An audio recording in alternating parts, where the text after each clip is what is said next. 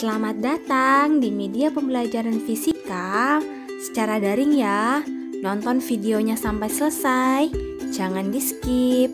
Hari ini kita bahas materi tentang kapasitor. Kita masuk ke kapasitor. Kapasitor itu merupakan komponen elektronik yang berfungsi untuk menyimpan muatan listrik. Di dalam dunia elektronika, kapasitor biasa dilambangkan sebagai C. Jadi itu gambarnya itu merupakan kapasitor semuanya. Nah, kapasitor itu terdiri dari kapasitor keramik, itu gambarnya ya. Kapasitor polyester, kapasitor kertas, kapasitor mika, kapasitor elektronik, kapasitor tantalum, itu semuanya gambarnya bisa dilihat perbedaan-perbedaannya ya. Nah, kapasitor keramik, polyester, kertas, mika, elektronik, sama tantalum itu termasuk sebagai bahan dieletrik. Apa sih itu bahan dieletrik? Seperti itu, pasti banyak yang bertanya ya. Ya, kita lanjut saja pembahasannya.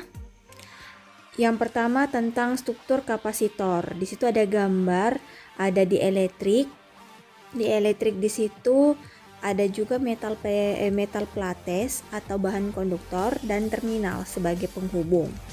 Nah, perhatikan contoh. Contoh itu ada dua keping sejajar, di mana ada keping pertama dan keping kedua yang diisi dengan muatan pada keping pertama yaitu positif, sedangkan muatan pada keping kedua itu adalah negatif. Dihubungkan dengan sebuah tegangan atau V dan dipisahkan dengan jarak antara keping 1 dan keping 2 yaitu simbolnya adalah D. Jadi pada dasarnya kapasitor itu tersusun atas dua buah plat besi yang dipisahkan oleh suatu bahan dieletrik. Bahan dieletrik adalah bahan yang bersifat sebagai isolator listrik. Artinya itu tidak akan ada arus listrik yang akan melalui bahan dieletrik. Seperti itu. Jadi ingat ya, bahan elektrik itu selalu dipisahkan oleh kapasitor. Ya, kapasitor itu memiliki perbedaan antara baterai. Jadi kapasitor itu berfungsi sebagai penyimpan muatan listrik sementara, dapat melepaskan energi dalam waktu yang singkat, sedangkan baterai menyimpan energi yang lebih banyak dan dapat menjadikan sumber tegangan listrik. Contoh penggunaan simbol kapasitor dan baterai pada rangkaian listrik bisa kita gambarkan seperti pada gambar berikut. Jadi perhatikan di situ simbol kapasitor ada dua garis lurus yang sama, artinya dia sejajar. Sedangkan kalau simbol baterai ada yang panjang ada yang pendek, berarti ada muatan positif ada muatan negatif. Ya, kalau kapasitor simbolnya C, bisa perhatikan. Sedangkan kalau baterai itu simbolnya V, ada muatan positif dan ada muatan negatifnya. Jadi bisa dilihat kembali, kapasitor berfungsi sebagai penyimpan energi yang sementara saja dan tidak menjadi sumber tegangan. Ingat itu kapasitor. Kalau baterai itu menyimpan energi yang lebih banyak dan menjadikan sumber tegangan. Jadi itulah perbedaan antara si baterai dan kapasitor. Jadi sejelas sekali ya. Seperti itu. Ya, selanjutnya kita bahas tentang fungsi kapasitor dalam kehidupan. Pada gambar pertama itu ada namanya lampu flash kamera. Jadi saat kamera itu tidak digunakan dalam keadaan mati, maka baterainya itu akan mengisi namanya kapasitor. Setelah si kapasitor itu penuh, tidak akan ada listrik yang mengalir di rangkaiannya. Jadi ketika lampu flash itu dinyalakan, energi yang berasal dari kapasitor. Jadi energinya itu berasal dari kapasitor. Kenapa tidak berasal dari baterai ketika dinyalakan? Nah, tadi kan kita telah pelajari tuh perbedaan dari baterai dan kapasitor. Jadi, kalau kapasitor itu bisa melepaskan energi dalam waktu yang singkat. Ingat ya. Sedangkan baterai itu tidak dapat melepaskan energi dalam waktu yang singkat. Jika dilakukan, maka baterai akan cepat rusak. Itulah dasarnya kenapa lampu flash kamera itu menggunakan kapasitor. Jadi, kapasitor itu bisa diisi atau dikosongkan. Ingat ya, secara berulang-ulang tanpa mengalami kerusakan. Sedangkan kalau baterai itu yaitu tadi bisa mengalami kerusakan. Lanjut, ada namanya touchscreen atau tablet. Ya, materi selanjutnya kita bahas tentang kapasitansi kapasitor, di mana kapasitansi kapasitor itu merupakan jumlah muatan listrik yang tersimpan. Jadi secara sistematis itu bisa kita tuliskan rumusnya itu menjadi C sama dengan muatan dibagi dengan beda potensial. Jadi Q dibagi dengan V. Seperti itu. Jadi kalau ditanyakan bagaimana kalau kapasitor di dalam plat sejajar. Jadi kalau untuk kapasitor plat sejajar rumusnya diubah aja menjadi C sama dengan epsilon 0 dikali dengan A luas plat dibagi dengan jarak antara plat. Atau C sama dengan epsilon 0 dikali dengan A dibagi dengan D. Satuannya bisa dilihat masing-masing ya. Kalau A itu meter kuadrat, kalau D itu adalah meter. Jadi besar kapasitansi kapasitor juga dipengaruhi oleh karakteristik bahan dielektrik atau K disimbolkan, sehingga dapat menaikkan besar kapasitansi kapasitor. Rumusnya bisa dilihat, C sama dengan K, langsung tuliskan saja K, dikali dengan epsilon 0, dikali dengan A itu dibagi dengan D. Jadi di situ dilihat C itu adalah kapasitansi, satuannya farad. 1 farad itu sama dengan 1 coulomb per volt ya. Sedangkan Q itu muatan listrik, coulomb, V beda potensial, A luas plat, meter kuadrat, D itu jarak antara dua plat meter, sedangkan epsilon 0 itu adalah permisivitas udara, nilainya 8,85 kali 10 pangkat min 12. Itu sudah diketahui. Ya, selanjutnya kita bahas tentang energi yang tersimpan dalam kapasitor. Itu adalah usaha yang diberikan untuk memindahkan muatan disimpan dalam kapasitor sebagai energi. Jadi masih ingat kan rumus tadi kapasitansi kapasitor, yaitu rumusnya C sama dengan Q per V. Kalau ditanyakan Q, tinggal aja diubah menjadi Q sama dengan C dikali V. Berarti kalau untuk mencari energinya di dalam energi potensial, itu langsung aja W sama dengan 1/2 Q dikali dengan V. Ingat ya, materi yang sebelumnya kita sudah bahas. Jadi di situ tinggal ubah aja. Jadi untuk W energinya itu langsung aja 1/2 Q kali V, atau bisa juga W sama dengan 1/2 C dikali V kuadrat, atau bisa juga W sama dengan 1/2 Q pangkat 2 dibagi dengan C. Jadi terserah mau gunakan rumus yang pertama Q kali V. Nanti itu kita tinggal substitusikan, jadilah CV kuadrat, jadilah dia Q kuadrat per C. Terangannya W itu adalah energi kapasitor, C itu adalah kapasitor, V beda potensial, dan Q adalah muatan listrik. Perhatikan aja satuannya masing-masing ya. Ya, selanjutnya kita bahas tentang rangkaian kapasitor. Jadi misalnya ada dua kapasitor, ada C1 dan C2. Itu bisa dilihat ya, kapasitor dalam bentuk seri sama kapasitor dalam bentuk paralel.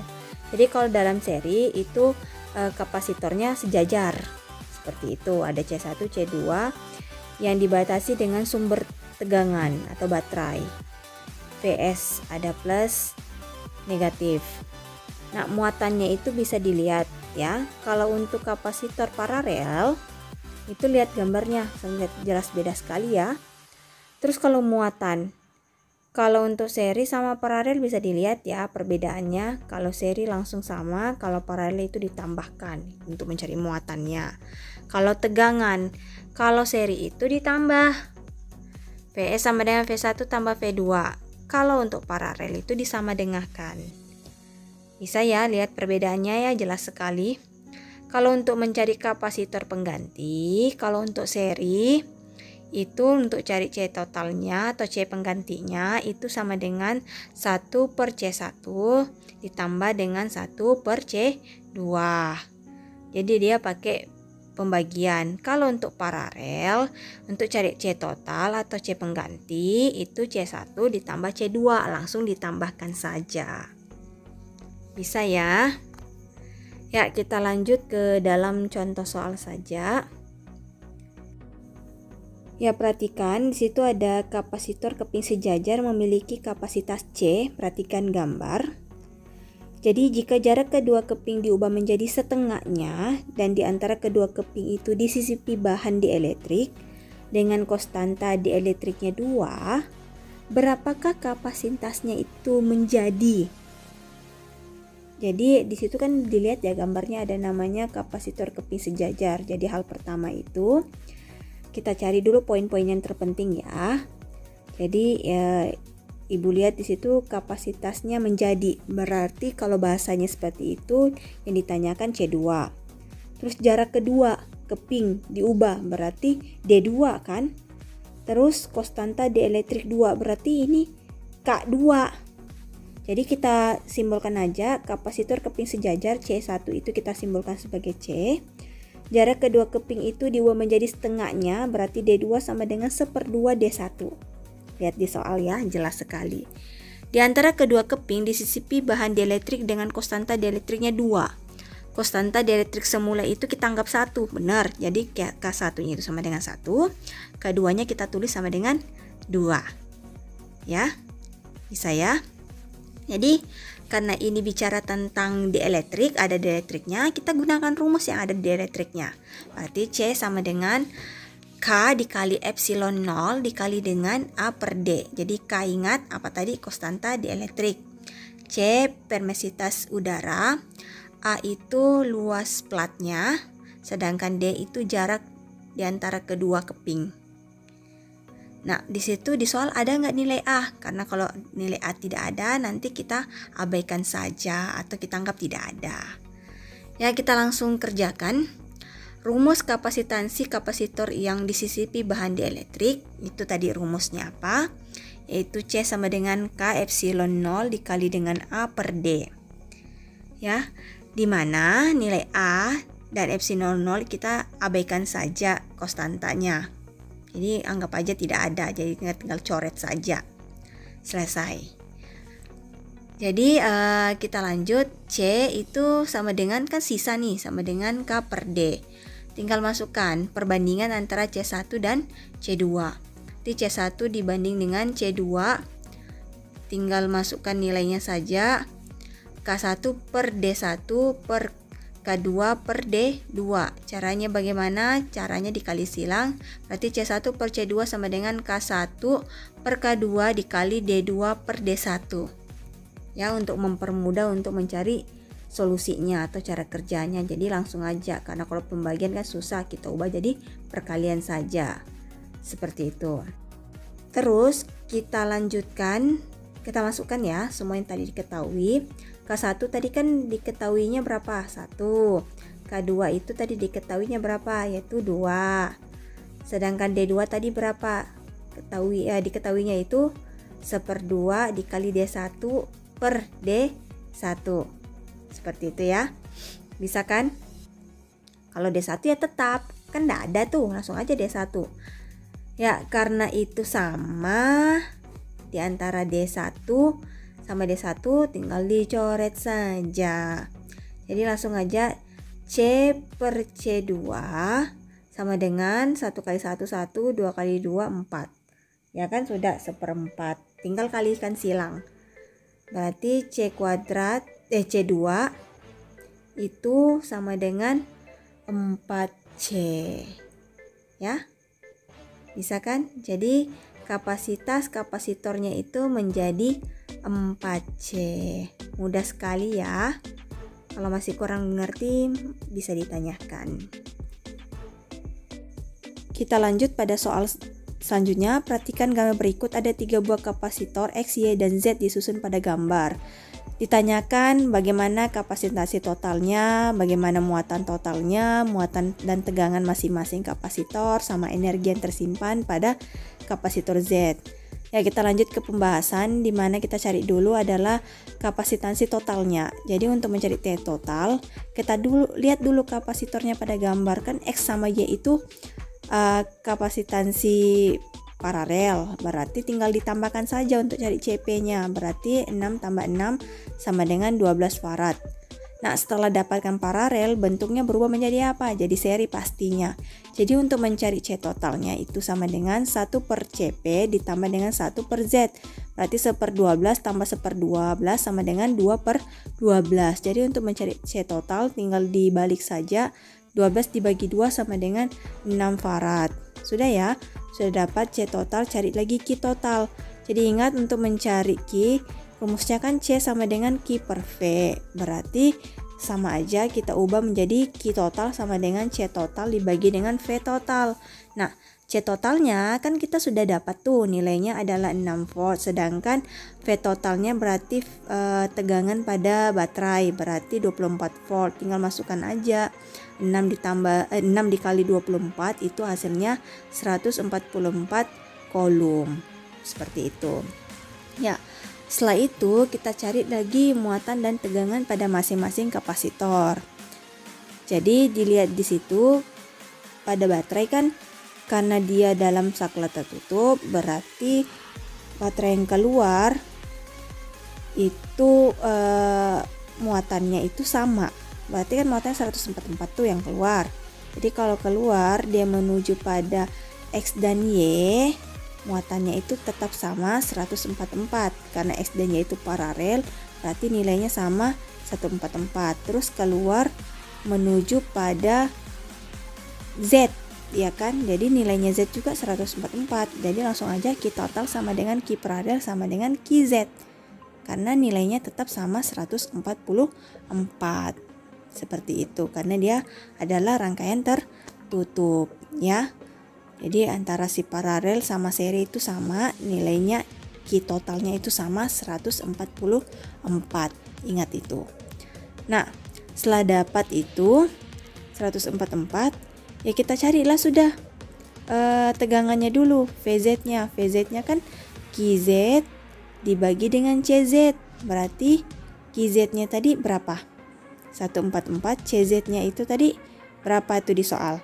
Ya, 12. Berarti 144 itu dibagi dengan 12 sama dengan 12 volt. Sudah dapat VZ-nya, ya. Nah, selanjutnya kita cari siapa lagi? Ya, benar sekali. Kita langsung aja cari nilainya si VP. Berarti langsung aja QP dibagi dengan CP. Ya, langsung aja QP-nya tadi berapa tuh? Tambahan antara X dan Y, ya benar 12, berarti 144 dibagi dengan 12 sama dengan 12 volt, sama saja ya. Jadi VP itu sama dengan Vx sama dengan Vy karena kan sama paralel. Jadi satu aja dicari dapat sudah rumusnya atau jawabannya. Ya. Setelah itu kita cari Q-nya. Cari Qx-nya dulu. Berarti Qx sama dengan Cx dikali dengan Vx. Cx-nya berapa tadi?